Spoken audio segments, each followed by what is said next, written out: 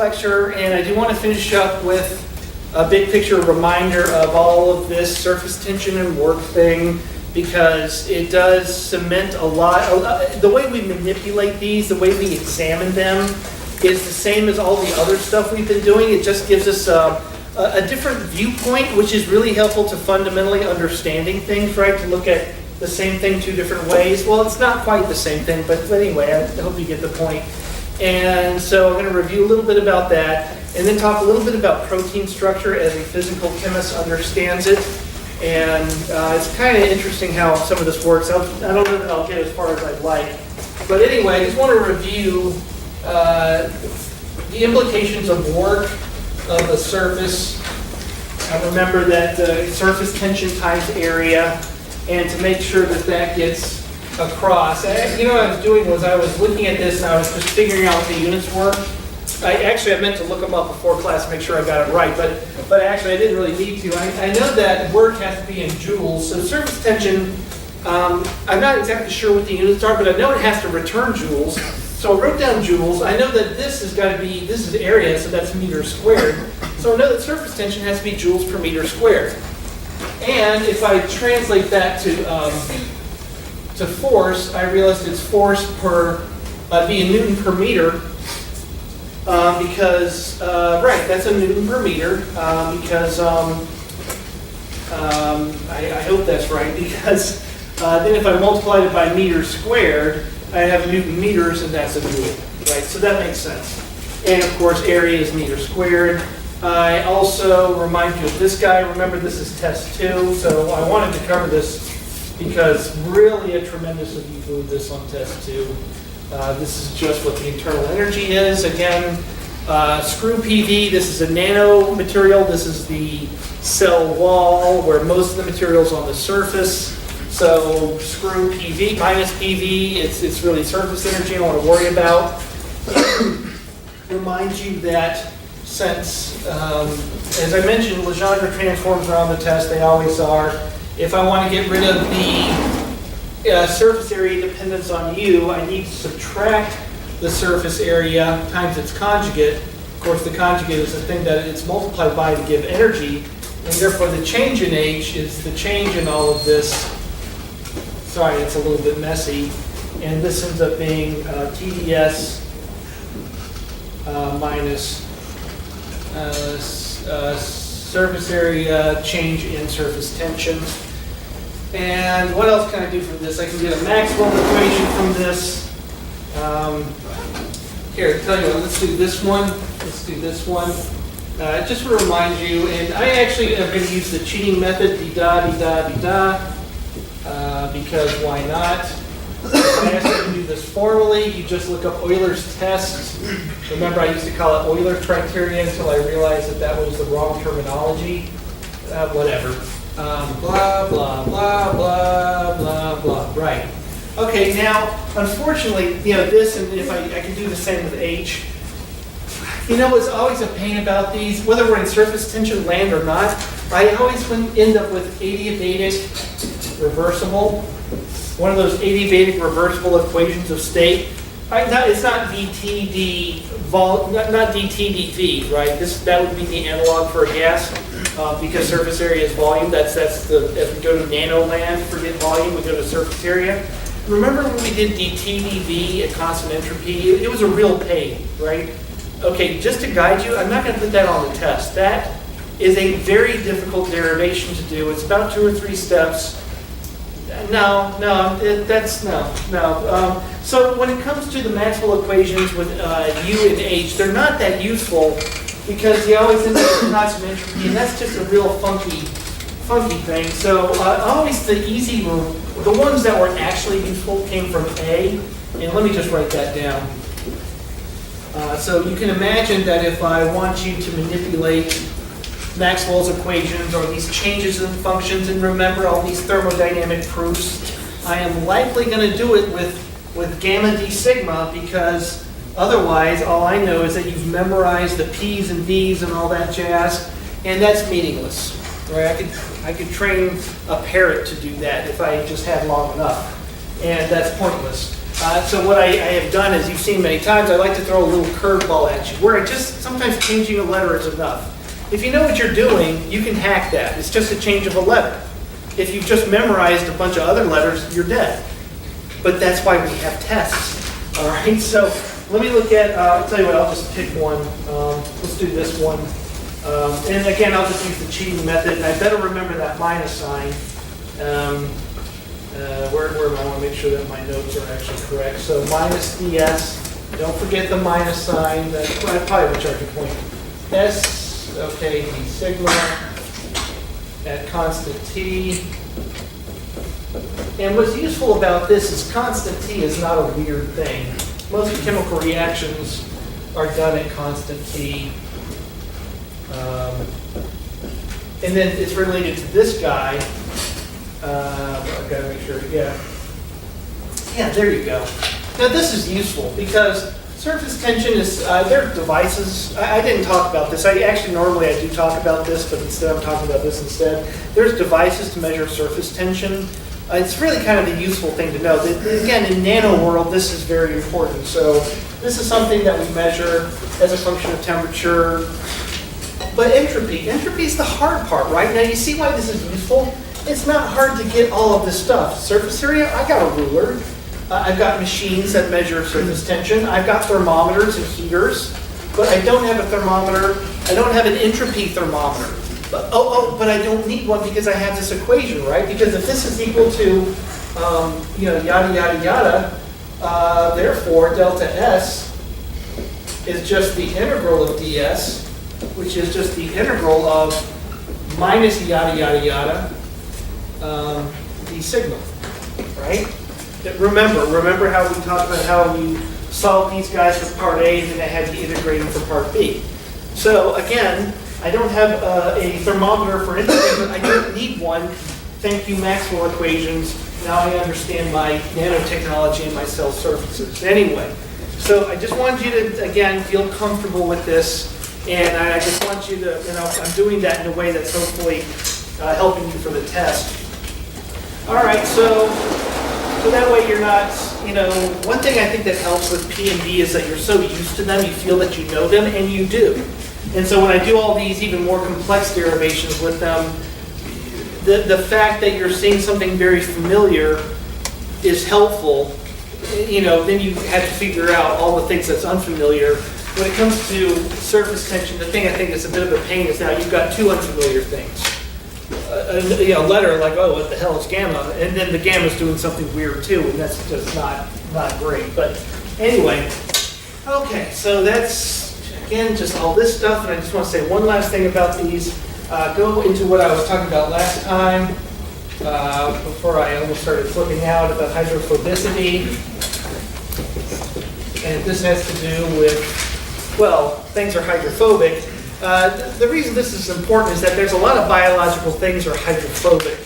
And I represented that with just it's like something that came out of my mouth this morning when my cat actually stole. Whenever I open up a loaf of bread, the twist tie, my cat immediately grabs it and runs. It's incredible. And of course, something shoots out of my mouth because if she swallows that, it's off to the vet. So water, when it surrounds something hydrophobic, of course, it has no choice but surround it. If it does that, maybe it doesn't. Well, it probably doesn't. It's hydrophobic. And the reason being is that, again, remember my representation of water. The reason this doesn't work is kind of funky. Go back to our third exam stuff. And remember, just to motivate you, this is going to be related to proteins and protein structure. And I don't think I have a lot of time to talk about this, but I've always been fascinated. Your body has all kinds of interesting mechanisms by which to move things that are hydrophobic around. There's lots of vitamins, say, that are hydrophobic. Well, they're vitamins, you need them, but they're hydrophobic. Anyone know who does that? It's the most common protein in your blood. Anyone know? Albumin. Heard of albumin? That's its job, to move hydrophobic things around in your blood. Anyway, well, now you know. All right, so as I got a little bit twisted up last time,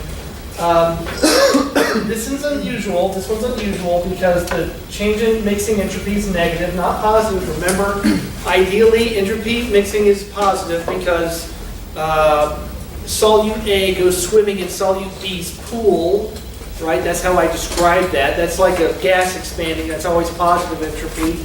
Not here, because the water has to order itself. Okay.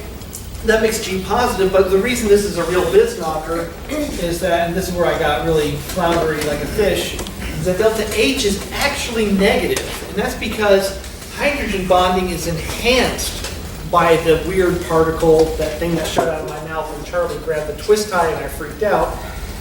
It's enhanced, and when I got myself in a little bit of a mental conundrum, I just remembered that if I'm forming bonds, that releases energy, and that's the cup is hot. So that's how I got myself out of that little mental spiral.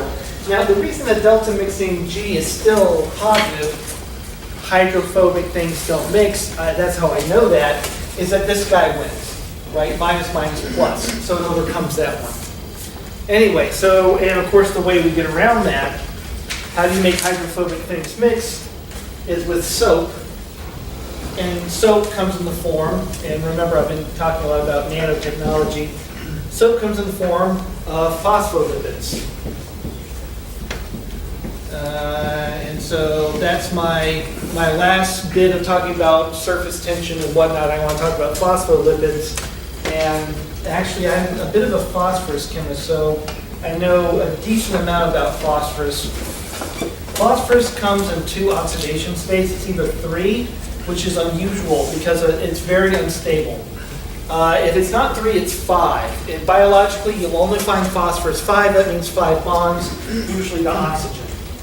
Okay, so phosphate, right? And what your body does is, now there's a bunch of different versions of these, and I just grabbed what I found on the web, as I do with everything, and I stupidly did not give myself enough room. Anyway, so sorry I screwed up a little bit there. These tails can be very different. They may incorporate double bonds. That would make them more rigid. And this is the polar group. So the way you will often see this represented is this way. Like so. A charged head, that's hydrophilic, and a alkyl tail, that's hydrophobic. Actually, what's kind of interesting, since I do a lot of synthesis for a physical chemist, if you have something, if you really create a lot of charge and a lot of oil, you can make things that are not soluble in anything, like zinc phosphonates. So take zinc and phosphonic acid, which would be actually this without the oxygen there, that would be a phosphonic acid. If you coordinate it to zinc, you get this massively compact positive charge with an oily tail. It's not soluble in anything. It was actually the first form of dental cement. I actually have some. I'm old enough. Now they use different stuff. But anyway, I'm old enough that I actually have zinc phosphonate in my mouth. Anyway, now what I want to say about this is, okay, phospholipids, there's many different ones. Choline, it has a quaternary amine here, I think. Anyway, all these things you may have heard of just depend on what's the polar head group or what's the nature of these the alkyl tails. What's kind of neat is that they form their own phases. And let me draw some of those. You can get solid phases, and those would look like this. And this is kind of like what you see are cartoons of lipid bilayers. So, these are often positively charged. You can also form liquid light. This actually has a different name, but I just won't bother you with learning terminology. It's when the alkyl tails tilt. Okay, so that's kind of a more fluid, liquid-like, as opposed to straight up. I didn't draw that very well, sorry about that. So here, I hope this makes it clear. And of course, you can have a gas-like. And that one, hopefully, you can just guess. Is like that. And of course, this has low S and a low surface area. This has a high,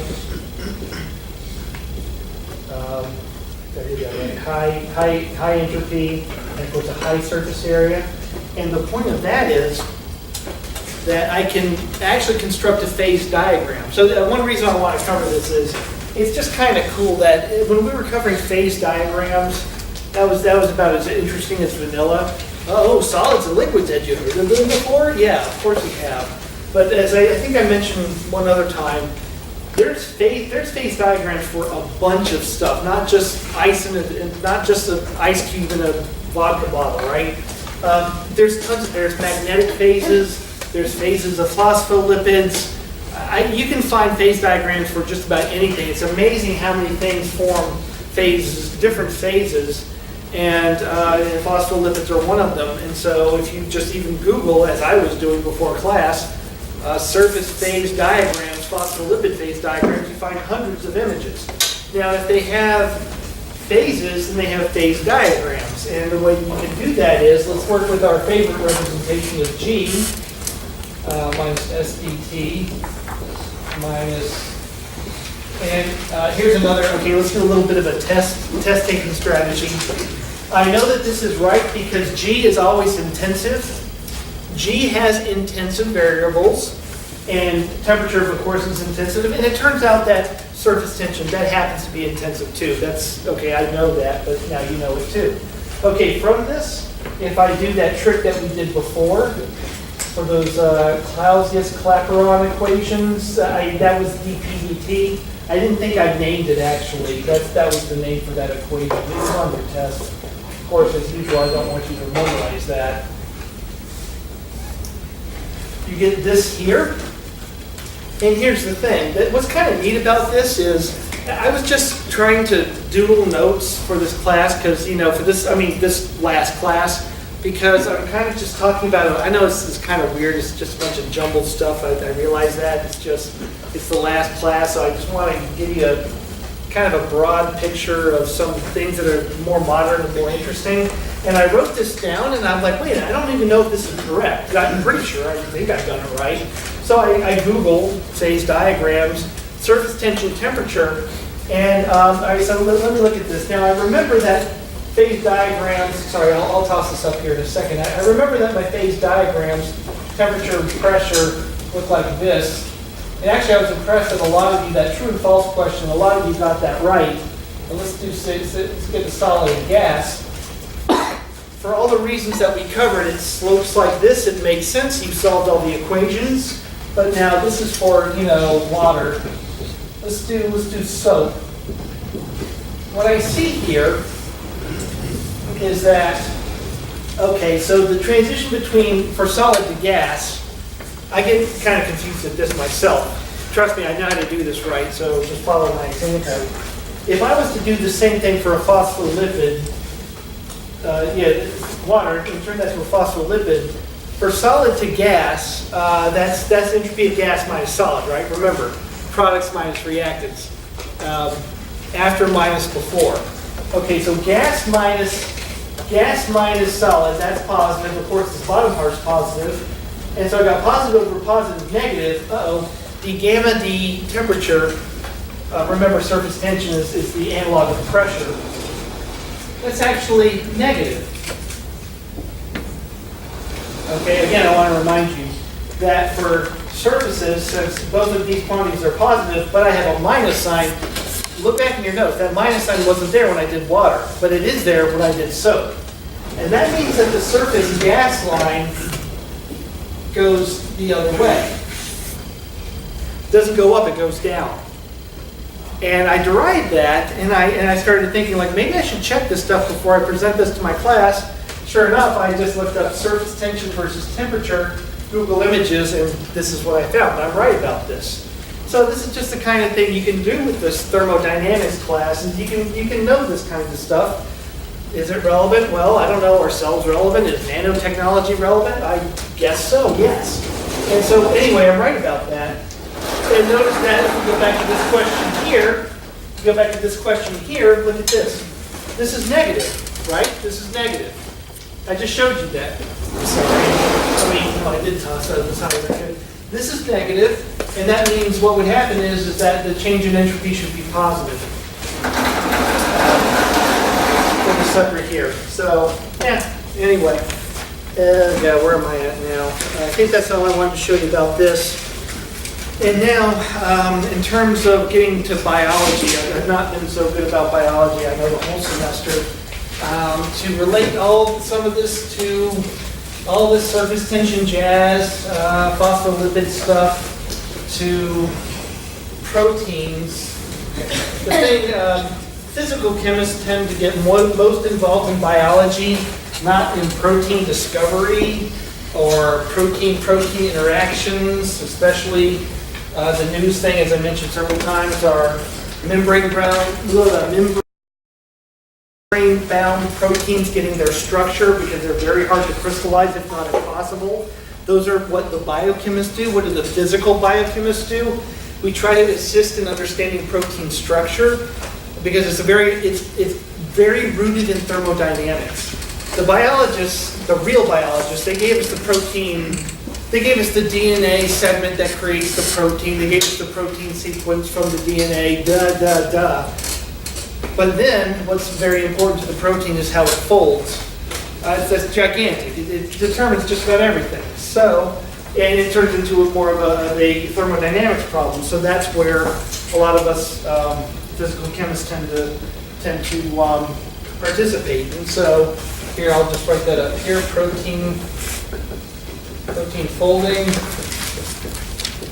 and again, one of the bigger pictures, I looked this up a couple of years ago. I'm sure there's more advanced theories than what I'm saying, but the general idea is that proteins, you know that from biochem class, there's residues, right, peptides, residues that are hydrophobic, there are those that are hydrophilic, and the idea is that the protein folds to hide the hydrophobic parts on the inside and get the hydrophilic on the outside. That's kind of the general idea about this.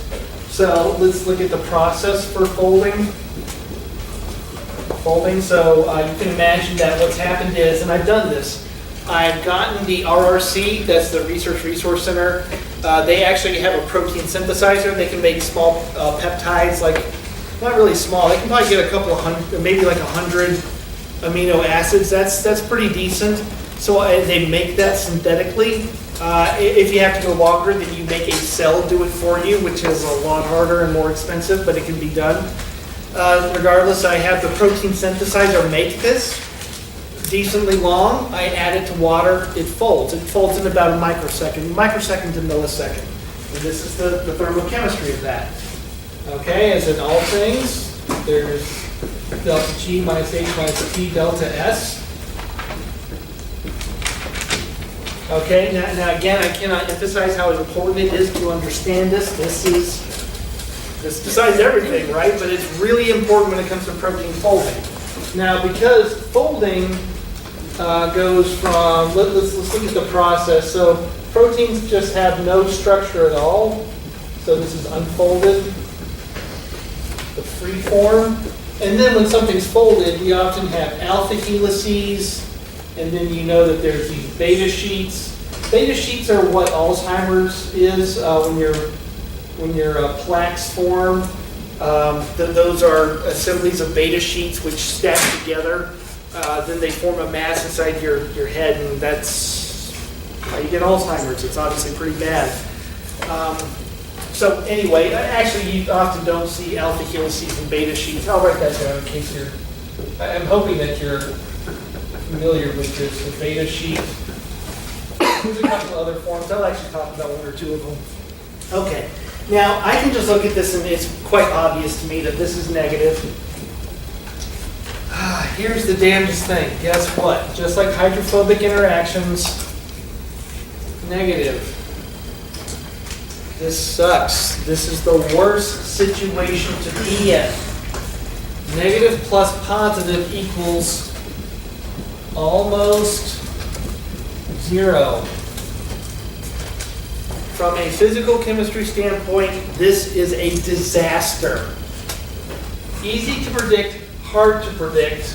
We often have to use like giant computer simulations. Remember all that microstate stuff I showed you? Remember how heat capacity, remember the DSC stuff I talked about, differential scanning calorimetry? Entropy is always a nightmare. And normally, I just hope I don't have to worry about it. Just look at this. But this SOB is balancing. It means it's really important to know and to get it very accurately correct. And that's really, really hard. But you have to get it right because it's the difference between slightly positive or slightly negative, and that does decently determine whether it goes or not. Is the protein soluble? Remember I just talked about solubilization. Hey, Alzheimer's plaque's not soluble. That's why you have problems, right? So I'll tell you a little bit more. Okay, this guy isn't so hard. I maybe have some time to show you a little bit about this. Let me tell you a little bit of how we classify. I don't know if you've had this. Maybe tell me after the show. But the way that, protein has a backbone, and then you got all these R groups that define the residues and then define the resulting protein. So I'm going to look down that, and I'm going to try to draw this in a three-dimensional way. And I know that there's carbonyls. And then you get to the interesting part, the carbon with the R group, there's a hydrogen. Doesn't do much, but then you get your R group. And this is a carbon. And you don't have to try to draw this. This is, I'm not really that great at drawing this. And you might have some trouble yourself. And here's another hydrogen. Sorry, I'm doing this a little too small, aren't I? Anyway, here's another carbon. You can see our polypeptide bonds. The other oxygen, and yada, yada, yada. Okay. And, okay, nitrogen requires a hydrogen bond as well. Okay. Now, it turns out that this guy, this dihedral bond here, is almost always 180 degrees. So if I'm going to characterize the structure, and I want to think about degrees of freedom, and let's say this thing has 100 residues, 100 amino acids tied together, that's so many, angles and bond lengths, it's unthinkable, right? It's gigantic. It's, think about, okay, I twist this one, and then I twist that one, I twist that one, and then I twist this one, right? If you think about the number of conformations, it becomes staggering. But it turns out that you really just need to know a couple of dihedrals, and that's this one, C, and then this one, oh God, sorry, I really should have drawn this a little bit bigger. Here, let me make this more clear. All right, because this dihedral angle is always about 180, and it has to do with the fact that I've got a carbonyl bond here, by the way, it tends to force this bond to always be kind of planar. Protein structure, alpha helix beta sheet, tends to be determined almost entirely by these two dihedral angles along the unique carbon with the R group that defines it. And the way that this gets plotted is called a Ramachandran plot. Ramachandran is one of the most famous, probably the most famous Indian chemist, biochemist who ever lived, and deserved the Nobel Prize and didn't get it. People are still pretty pissed at that. He definitely deserved the Nobel Prize. And anyway, so if you had trouble seeing what I wrote for these, I forgot psi, right? That's what I was struggling with. I was trying to remember what that one was called. It's called psi. Psi. But anyway, so these are the dihedral angles.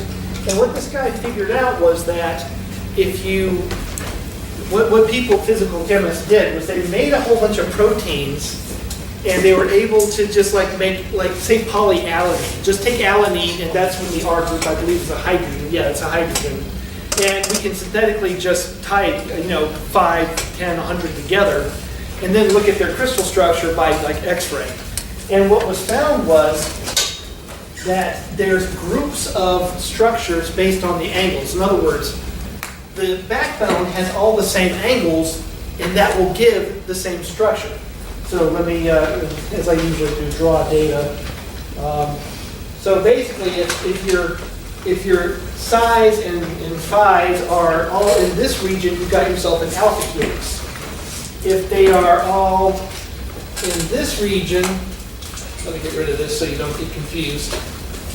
If they're all in this region, you get what's called, you get a beta sheet.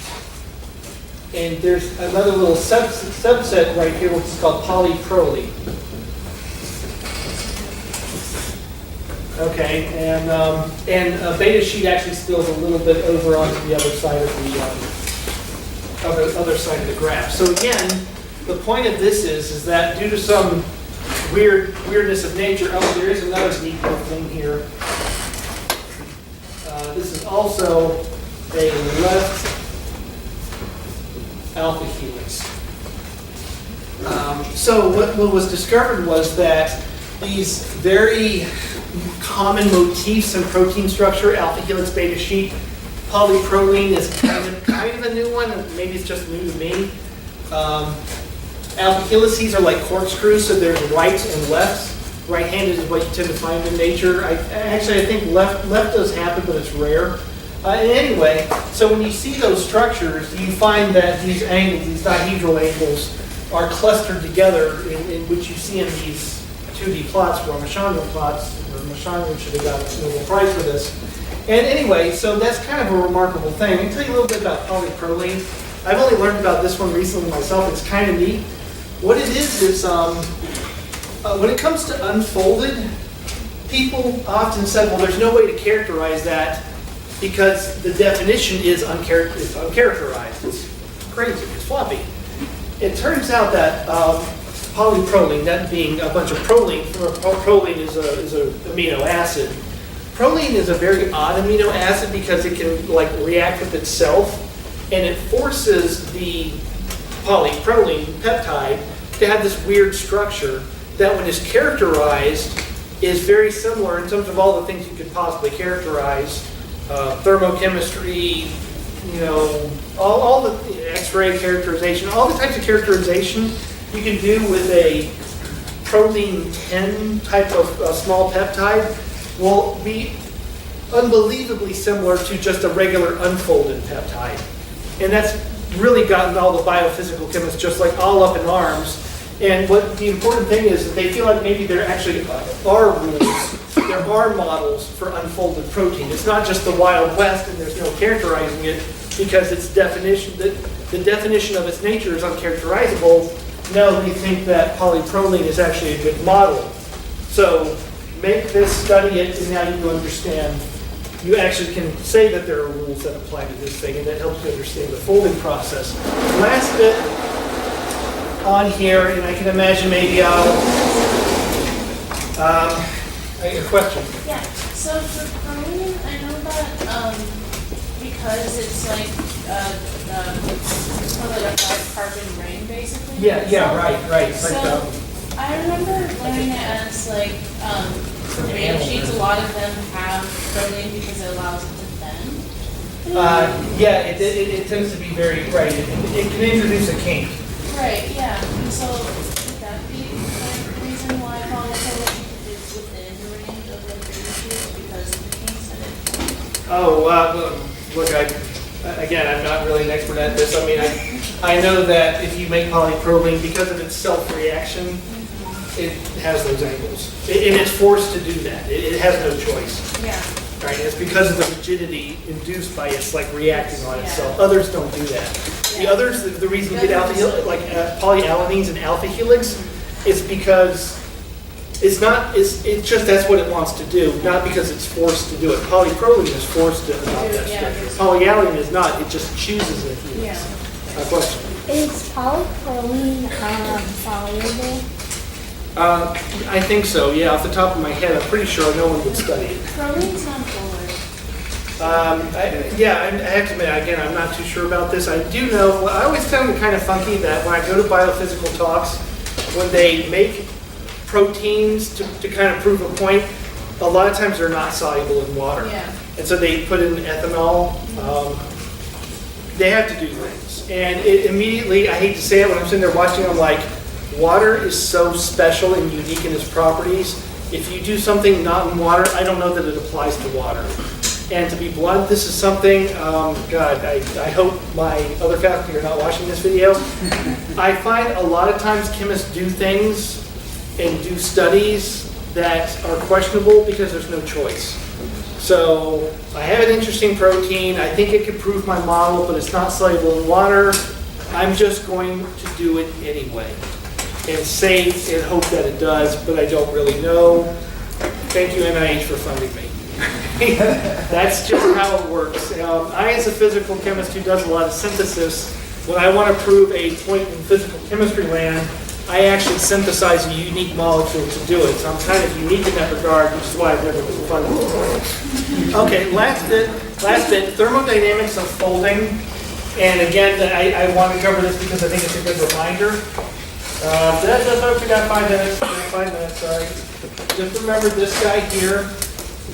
Remember, if I can look up the heat of formation, the G of formation, heat would be H. If I can look at the G of formation of the unfolded versus the folded protein, those would be different because, yeah, they would be different.